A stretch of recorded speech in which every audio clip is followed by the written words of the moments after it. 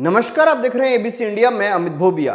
दोस्तों, आज हम बात करेंगे एक ऐसी फसल के बारे में जिसको किसान भाई जब चाहे तब बेच सकता है, यानी उसका लंबे समय तक, लगभग 1 साल तक भंडारण कर सकता है। तो वो फसल है जिमीकंद की खेती। जिमीकंद की खेती में बहुत अच्छा मुनाफा है, तो मैं आज आपको जिमीकंद की खेती के बारे में हर एक चीज बताऊंगा। आप लोग जिमीकंद को अपनी भाषा में क्या बोलते हैं, कमेंट सेक्शन में जरूर बताइएगा। और इसी के साथ साथ मुझे इंस्टाग्राम पर फॉलो कर लीजिए और जिस भी खेती के बारे में जानना चाहते हैं मुझे वहां पर मैसेज कीजिए। लिंक डिस्क्रिप्शन में दिया गया है। तो दोस्तों, चैनल को सब्सक्राइब कर लो, बेल आइकन को दबा लो। और अब हम शुरू करते हैं जिमीकंद की खेती के बारे में संपूर्ण ज्ञान देने वाली ये वीडियो। तो दोस्तों, सबसे पहले आपको इसकी उत्तम किस्में बता देते हैं। एक है श्री पद्मा, दूसरी है गजेंद्रा। गजेंद्रा बहुत अच्छी किस्म है ऐसा बताया जाता है, और ये दोनों ही किस्में काफी अच्छी हैं। अब इनको लगाना कैसे है, तो मार्च और अप्रैल के अंदर आपको खेत तैयार करना है। मई और जून के अंदर आपको इनकी बुआई करनी है। खेत तैयार करते वक्त आपको दो बातों का ध्यान रखना है। आप अगर ऑर्गेनिक ढंग से करना चाहते हैं तो आपको 40 क्विंटल गोबर की खाद 1 एकड़ में डालनी है और 2 क्विंटल नीम खली पाउडर डालना है। और उसके बाद में उसके अंदर प्लाऊ मारना है। प्लाऊ मारने के बाद उसमें रोटावेटर मारना है। खेत को एकदम समतल कर लेना है।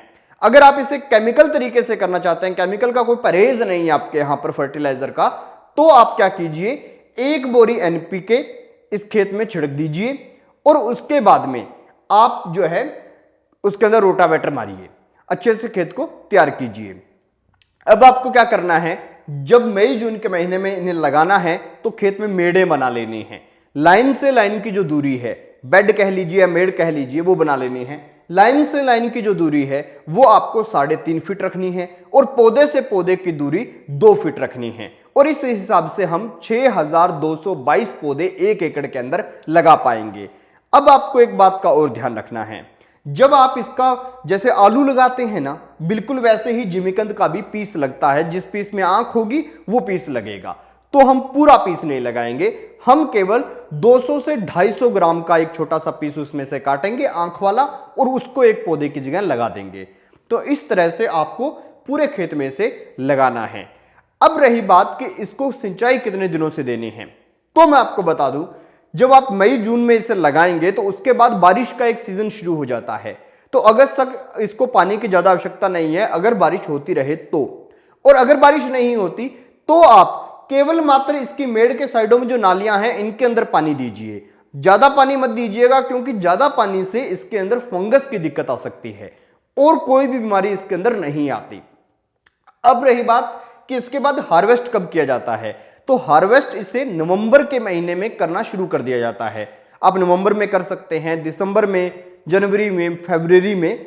अगर आप इसे और लंबे टाइम के लिए भंडारण करना चाहते हैं तो आप क्या कीजिए, इसको जमीन में से निकाल लीजिए, नीचे जो पुआल होता है वो बिछाइए और उसके ऊपर इसको रखिए, यानी भूसा बिछाकर उसके ऊपर इसे रख दिया, इसका पूरा ढेरी बना दीजिए और ऊपर उसके भूसा डाल दीजिए। ये खराब नहीं होगा लगभग 8 से 10 महीने तक।